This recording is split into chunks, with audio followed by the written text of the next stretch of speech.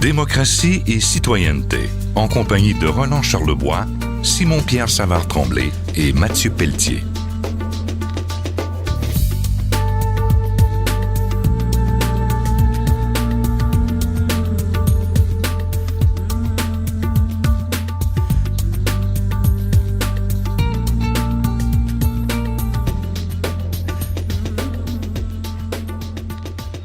Mesdames, Messieurs, bonjour et bienvenue à cette toute première d'une nouvelle série d'émissions de démocratie et citoyenneté. Mon nom est Roland Charlebois, au micro de Radio Ville-Marie. Mais avant de vous donner un peu les détails de la formule maintenant que nous allons employer pour l'émission, je voudrais prendre quelques minutes pour rendre un hommage tout à fait mérité pour deux animateurs qui, pendant 7 saisons consécutives, ont animé cette émission de démocratie et citoyenneté. Et bien sûr, je fais référence à Claude Bélan et à Claude-André Guyotte, qui ont tenu la barre de cette émission, encore une fois, pendant 7 saisons. Alors à vous, messieurs, au nom de toute l'équipe de Radio Ville-Marie, vos collègues et bien sûr tous vos auditeurs, auditrices, nous vous remercions sincèrement du travail que vous avez accompli pendant tout ce temps en nous entretenant toujours sur des sujets pertinents et qui avaient comme conséquence de tenir nos éditeurs fidèles à cette émission. Alors encore une fois, Claude Bélan, Claude-André Guyotte, merci et bon parcours. Alors maintenant, je vais vous présenter, parce que la formule va être très simple. Je vais laisser d'ailleurs les deux comparses qui va vous donner les détails de la façon que l'émission va se dérouler.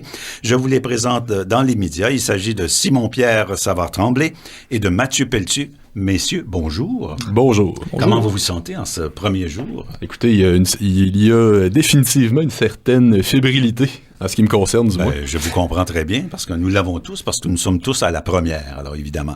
Alors tout d'abord, je vous donne l'opportunité de vous présenter, vous donner un petit peu de votre ce que vous êtes comme individu, votre parcours, et à la suite, vous allez nous présenter le thème d'aujourd'hui, ce que vous allez nous entretenir pour les auditeurs et les auditrices de Radio Ville-Marie. Alors, mon parcours, j'ai été très longtemps impliqué dans le milieu politique. Je le suis encore à ma façon également.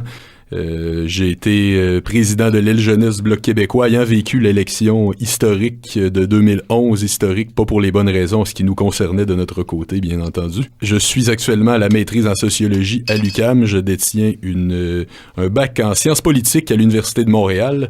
Je suis présentement président et fondateur du groupe Génération nationale qui est centré sur les questions liées à l'identité nationale. Merci, Simon-Pierre. Alors, Mathieu? Oui, bonjour. J'ai un parcours assez similaire à celui de Simon-Pierre, candidat à la maîtrise en sociologie actuellement, baccalauréat spécialisé en sciences politiques à l'Université de Montréal. Et puis, je suis vice-président de Génération nationale, le groupe que Simon-Pierre vient juste de présenter. Alors ça donne le ton, messieurs. Ça donne le ton. Au thème que vous allez discuter pendant cette émission. Donc, des sujets très d'actualité. Et je suis sûr qu'à cette toute première émission, vous avez déjà des choses à nous parler. Vous avez même un invité très spécial, je crois. Absolument. Alors, nous allons parler, évidemment, de la fameuse Charte des valeurs québécoises. Alors, nous avons réalisé une entrevue avec M. Bernard Drainville. Alors, c'est ce que nous vous diffusons à l'instant. M. Bernard Drainville, ministre responsable des institutions démocratiques. M. Drainville, bonjour. Oui, bonjour, M. Savard-Tremblay. Comment allez-vous? Très bien, très bien. Est-ce que la semaine a été longue jusqu'à maintenant? Non, ça se passe très bien. Les gens participent au débat. Il y a eu tout près de 50 000 visites uniques sur le site internet nosvaleurs.gouv.qc.ca. Alors, on a déposé la proposition, on a demandé aux gens de donner leur avis, puis c'est ce qu'ils font, ils s'intéressent au débat. Et de façon générale, le débat se déroule bien, il se déroule dans le respect. Donc, non, je suis très content de la façon dont les choses se font. Ça se fait, le ton est en général très respectueux, puis je pense que c'est très bien. Sentez-vous que l'accueil est favorable globalement? Oui, chez les citoyens, on sent qu'il y a un appui pas mal fort, donc on s'en réjouit. Et là maintenant, il faut continuer, il faut s'assurer de bien expliquer, de répondre aux questions. Il y a une campagne d'information qui va se déployer là dans les prochains jours pour faire en sorte que les gens prennent une décision éclairée, qu'ils se fassent une opinion éclairée sur ce sujet-là, qui est très important pour notre avenir. Donc non, ça va bien, ça va bien. Parce qu'on a l'impression qu'il y a, il y a toujours eu un fossé qui semble s'être creusé entre un certain discours médiatique et intellectuel et l'opinion populaire. Comment vous répondez-vous à toutes ces accusations-là de nationalisme ethnique et j'en passe? Oh, j'en appelle au respect, moi. Oui.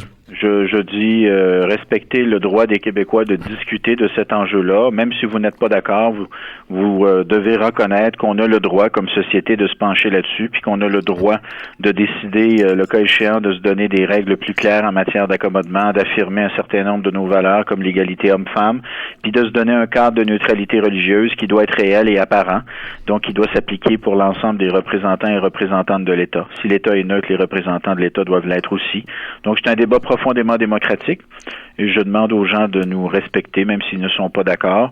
Et j'ajoute que le Québec, les Québécois n'ont pas de leçons à recevoir là, en matière d'accueil. On est une société extrêmement accueillante. On a accueilli des gens de tous les coins du monde depuis le tout début de notre histoire et on est une belle démocratie. On est un peuple, une société qui est de plus en plus multiethnique, multireligieuse. C'est une grande richesse. Mais il faut aussi avoir des règles communes et des valeurs communes pour être capable de tous se retrouver et être capable de se comprendre, être capable de s'entendre et être capable de fonctionner dans une société à l'intérieur de laquelle il doit y avoir de la cohésion et de l'harmonie. Je vous ai entendu dire, je crois, que vous estimiez que le projet de loi serait constitutionnellement reçu par la Cour suprême, par les institutions juridiques fédérales. En êtes-vous bien certain? Parce qu'il me semble que le Canada, depuis 1982, applique de manière assez serrée, assez sévère le multiculturalisme officiel. Ben, ce que je vous dis et ce que nous avons dit, c'est Mme Marois qui l'a déclaré également. Nous avons dit que le projet était constitutionnel, que nous avions la conviction qu'il était constitutionnel. Et donc, c'est maintenant aux élus du Québec, d'abord aux citoyens du Québec de s'exprimer. Éventuellement, il y aura un projet de loi. Ce sera aux élus de se pencher là-dessus. C'est à l'Assemblée nationale de décider, ou éventuellement ce sera à l'Assemblée nationale de décider si elle souhaite ou pas adopter ce projet-là. Et donc, que les élus fassent leur travail, que les citoyens s'en occupent. Et une fois que la loi sera adoptée, si jamais elle l'est, ben là, on peut pas présumer de l'avenir. Je pense que de poser la question d'une éventuelle contestation, c'est nettement prématuré. Là, il faut d'abord laisser au Parlement et aux représentants des citoyens et aux citoyens eux-mêmes le soin de prendre une décision. Ce qui viendra par la suite, ce n'est que pure hypothèse. Monsieur Drainville, une dernière question. Comment voyez-vous la réaction générale du Canada anglais? Parce qu'on a l'impression que, par rapport au reste du Canada, les choix que le Québec peut faire sont convenables tant qu'il respecte l'espace qu'on veut bien nous donner et tant que ça prend pas trop de place. Donc, qu'est-ce que vous en pensez un petit peu de la vague d'indignation qu'on voit en ce moment? Ben, encore une fois, moi, je vous dirais, ça me laisse pas indifférent, là, mais ça m'atteint pas beaucoup. Parce que moi, je respecte le choix des autres États, des autres provinces éventuellement. C'est leur choix. Ils ont le droit de se donner les règles qu'ils souhaitent se donner, mais ça n'enlève rien au droit démocratique que nous avons comme société de décider de nos propres règles et de décider d'affirmer notamment des grandes valeurs comme celle de l'égalité homme-femme, que nous décidions comme société qu'un accommodement religieux ne devrait pas être accordé s'il ne respecte pas l'égalité homme-femme. C'est notre droit. Alors, je leur demande de nous respecter. On respecte leur choix, même si on n'est pas toujours d'accord. Je leur demande la même chose. Respecter le choix ou la discussion que nous avons, même si vous n'êtes pas d'accord. Puis, je n'ai pas le goût d'entrer dans... Je trouve qu'il faut être un peu plus intelligent. Il faut être plus intelligent qu'eux autres, là. Mm-hmm. Eux autres, ils sont malheureusement beaucoup dans l'invective, là, puis je m'en désole, mais j'ai pas le goût d'entrer là-dedans, moi. Je pense que le débat actuellement est plutôt serein. Il y a des pointes d'émotion parce que ça nous touche profondément, mais le débat actuellement est plutôt serein. Et puis, il faut continuer comme ça. Il faut continuer comme ça en maintenant un ton qui est respectueux pour toutes les opinions, même celles qui ne vont pas nécessairement dans le sens de ce qu'on propose. Mais on constate néanmoins que nous vivons véritablement dans deux pays différents. Ouais, mais moi, je suis pas là-dedans, là. Moi, je suis dans une discussion qui doit rejoindre tous les Québécois, qui concerne tous les Québécois. Et moi, j'essaie d'aller chercher le plus large consensus possible au sein de la population québécoise, parce que j'ai la conviction que c'est avec un consensus comme celui-là auprès des citoyens qu'on va être capable par la suite de convaincre les autres partis, les autres députés de la Chambre de nous appuyer pour qu'on puisse éventuellement faire adopter ce projet-là. Donc, moi, je cherche pas la division, je cherche l'unité, je cherche le rassemblement. Puis, ça fonctionne plutôt bien jusqu'à maintenant parce qu'on sent, sincèrement, au sein de la population québécoise, on sent un appui. Et je dirais que même chez ceux qui sont pas d'accord, on sent un respect. Puis c'est ça que c'est là-dessus qu'il faut travailler. Bon, ben, Monsieur Drainville, merci beaucoup. Mais ça m'a fait plaisir. Ce sera toujours un plaisir de répondre à vos questions. Je vous souhaite bonne chance dans votre nouvelle carrière. Vous là? Ma nouvelle carrière, ben oui, c'est bien. C'est très bien, ça. Écoutez, vous inquiétez pas. C'est pas parce qu'on est maintenant derrière un micro qu'on abandonne la politique. Écoutez, si vous êtes à ce point polyvalent, c'est très bien. C'est très bien. C'est que vous êtes un homme aux multiples talents. Ben, vous-même avez fait les médias longtemps, d'ailleurs. Ben oui, puis voyez-vous, il n'y a pas de saut-métier. Fait que voyez où ça m'a mené, là. Bon, ben, je vous souhaite également un très bel automne, M. Drainville. Merci beaucoup, M. Savard-Tremblay. Salutations à M. Charlebois. À la prochaine. Au revoir. Au revoir.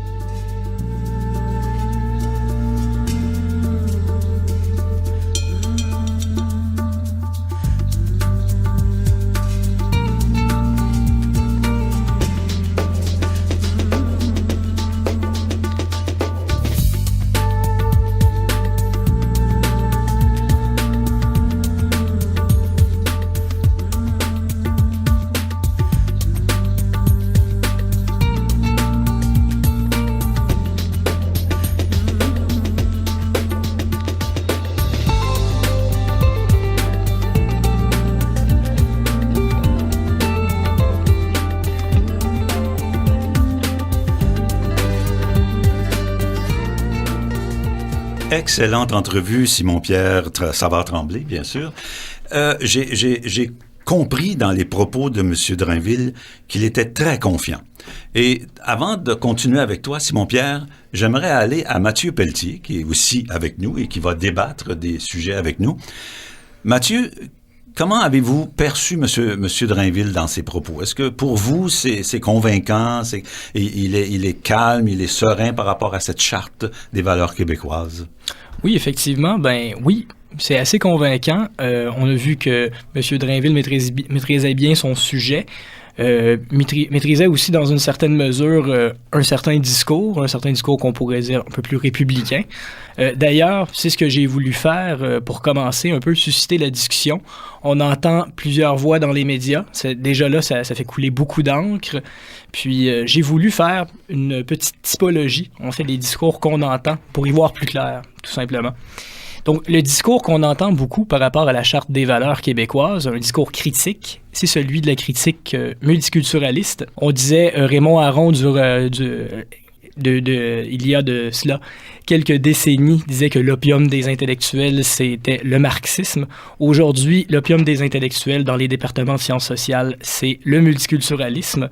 Et donc, la critique qui se fait entendre, c'est que, on aurait peur de perdre un morceau de notre identité lorsque, on nous empêcherait de porter le voile, la kippa, un symbole religieux.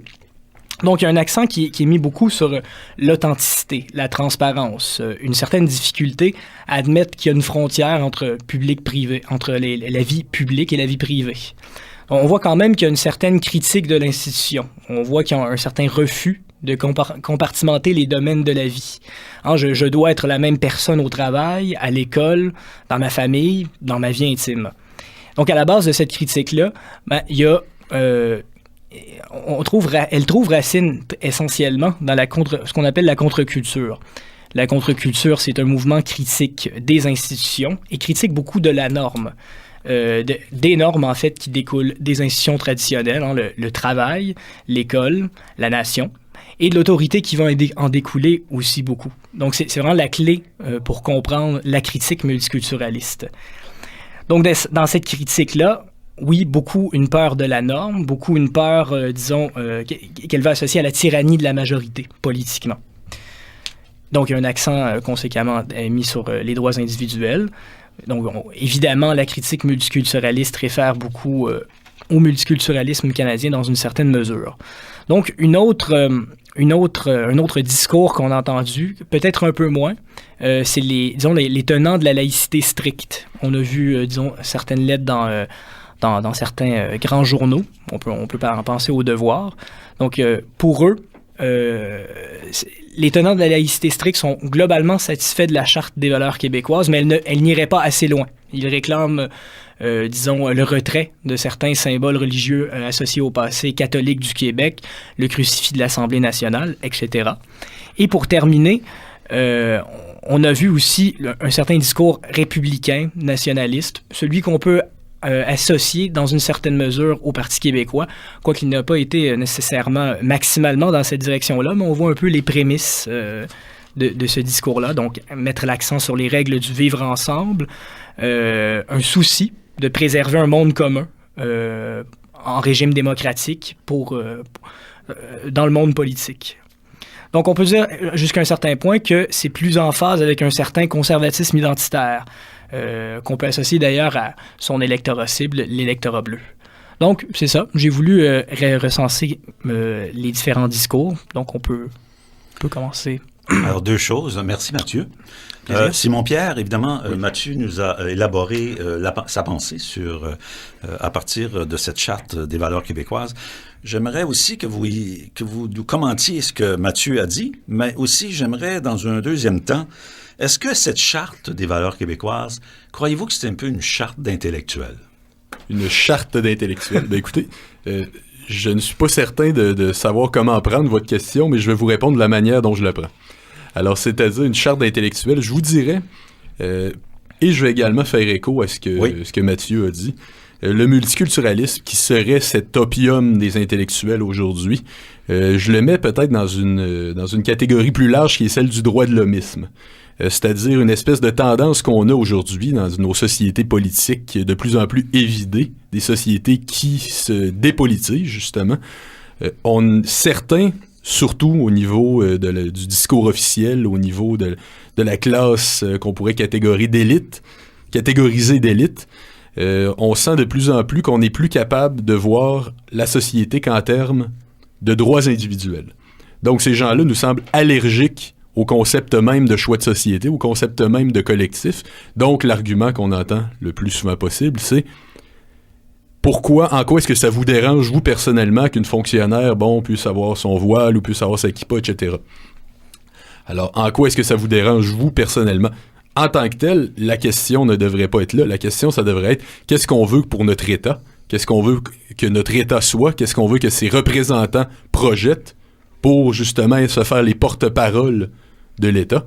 Donc, la question devrait se situer là. Et puis moi, il me semble que la Charte des valeurs québécoises est un projet de loi cohérent qui va faire de l'État québécois un véritable État laïque, comme jadis, la loi 101 a fait du Québec un État français. Très bien. Maintenant, que dire des propos de Mathieu? Que dire des propos de Mathieu maintenant? Écoutez, je crois que Mathieu a bien résumé les différents discours. Comme je disais, j'ai décidé de compléter une des critiques qu'il faisait, une des évaluations qu'il faisait. Mais je crois que dans l'ensemble, ça résume bien la chose. Peut-être préciser ce que c'est que l'électorat bleu, parce que Mathieu l'a brièvement abordé.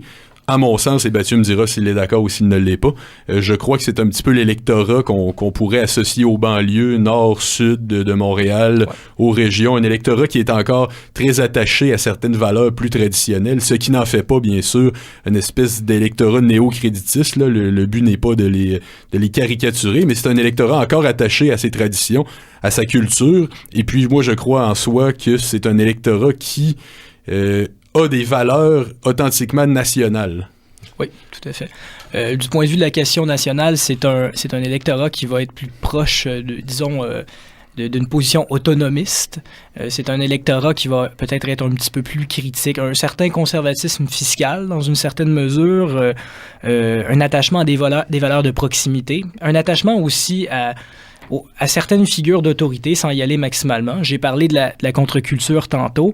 Ces gens-là prennent acte de ce qui s'est passé ces dernières décennies par rapport à la contre-culture. Ils sont peut-être attachés à des valeurs, peut-être un petit peu plus traditionnel ou peut-être un petit peu plus de bon sens. Mais un électorat qui se reconnaissait dans le Parti québécois à l'époque où il y avait des Jean Garon dans ses rangs.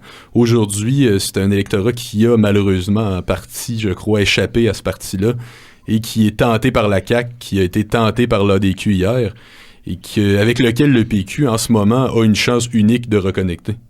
Effectivement. Est-ce que vous auriez l'impression que cette charte qui nous arrive, qui est quand même bienvenue pour une majorité de gens, est-ce que vous croyez que cette charte est l'aboutissement d'une longue période d'inertie où on a omis peut-être justement d'agir et de venir finalement régler le problème une fois pour tout? Ben, je vous dirais, sur la question identitaire, comme sur bien d'autres, la politique québécoise, c'est souvent la recherche éternelle du consensus qui n'arrive jamais, ce qui fait que puisqu'on n'a pas le consensus, il se passe rien.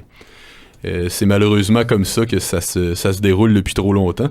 Et là, quand on nous dit, par exemple, j'entends l'opposition dire c'est une charte qui divise, c'est divisif, c'est divisé pour régner. Ils ont le mot division là, sur toutes les lèvres là, du côté de l'opposition à Québec. En quelque part, est-ce que c'est si mal qu'on ait enfin un débat sur quelque chose? Est-ce que c'est mal qu'on soit divisé et qu'on en discute? Qu'on puisse enfin parler de notre avenir comme société? Est-ce que c'est mal qu'il y ait un projet de loi qui fasse véritablement réagir? Moi, je vois quelque chose de positif là-dedans. On est peut-être en train de repolitiser une bonne partie de la population québécoise. Mathieu Pelletier, que pensez-vous de... En fait, il va y avoir de la contestation. Il y en a déjà. C'est correct aussi. Hein? Je pense que quand on a quelque chose de nouveau, on est toujours porté à vouloir être pour ou contre et on a des opinions. Est-ce que parmi les gens que ça touche le plus, hein, on parle évidemment des gens qui sont arrivés ici maintenant, qui sont des Québécois, mais qui viennent d'ailleurs, est-ce que ces gens-là, selon vous, c'est une question qui est peut-être un peu embêtante, mais quand même. Est-ce que ces gens-là, vous croyez que ça va déranger à un point tel leur vie qu'ils seraient prêts à partir du Québec? Écoutez, moi, peut-être une infime minorité de ces gens-là, peut-être, mais souvent, ce qu'il faut observer, c'est que la plupart des gens, des nouveaux arrivants, cherchent tout simplement une certaine sécurité économique et à être intégrés. Donc, malheureusement, souvent, ce qu'on va constater, c'est que les porte-paroles ou les gens qui s'improvisent porte-parole des nouveaux arrivants vont développer un discours radical et vont parler à la place de ces gens-là qui, justement, entretiennent un certain apolitisme, veulent pas trop déranger, veulent simplement s'intégrer. D'ailleurs, il y a véritablement une surinterprétation de la part des élites bien pensantes par rapport aux réelles volontés des nouveaux arrivants. Je pense à 2 événements particuliers. L'affaire du turban, il y a quelques mois, alors qu'un jeune homme n'a pas pu jouer au soccer s'il s'entêtait à porter son turban pendant la partie. Et alors, à ce moment-là, il y a des porte-paroles de la communauté sikh, voyant l'ampleur du débat, qui sont sortis pour dire « Regardez, ça n'a aucun bon sens qu'il y ait une réaction aussi forte que ça. On est parfaitement d'accord qu'il y ait des règles communes dans le sport. » Donc les porte-paroles de la communauté sikh ont appuyé d'une certaine façon la décision qui avait été prise. Puis encore plus récemment, quand Philippe Couillard a parlé de déplacer les élections pour que ça ne tombe jamais pendant un lundi qui correspondrait aux fêtes juives. Alors là, les communautés juives sont sorties par la voie, je crois, du B'nai B'rith, qui est un organisme représentant une certaine frange de ceux-ci, qui était sorti pour dire « Nous, on n'a pas de problème avec le fait que l'élection tombe le jour d'une fête juive parce qu'il y a le vote par anticipation. Donc, ne changez pas vos règles pour nous. » Donc, il y a souvent une surinterprétation qui souvent ne correspond aucunement à la volonté même de ces communautés culturelles-là. Alors, Simon-Pierre, Mathieu, nous sommes déjà rendus à la toute fin de cette émission. Je pense qu'avant que nous nous quittions, que nous disions au revoir à nos auditeurs, vous avez une petite annonce. Oui, très petite annonce, effectivement, à l'effet que nous tenons un colloque sur la question de la Charte des valeurs québécoises samedi prochain à l'Université du Québec à Montréal, dès 9h30, c'est pour toute la journée. C'est au local AM050. Il y aura des affiches pour indiquer le chemin, avec des orateurs tels que Bernard Landry, Jemila Benhabib, Mathieu Boccoté, Christian Dufault, Stéphane Kelly, Louise Mayou. C'est assurément un événement à ne pas manquer. Alors, à vous tous, les auditeurs qui sagement nous avez écoutés, on vous remercie infiniment et on vous convie la semaine prochaine. Au plaisir.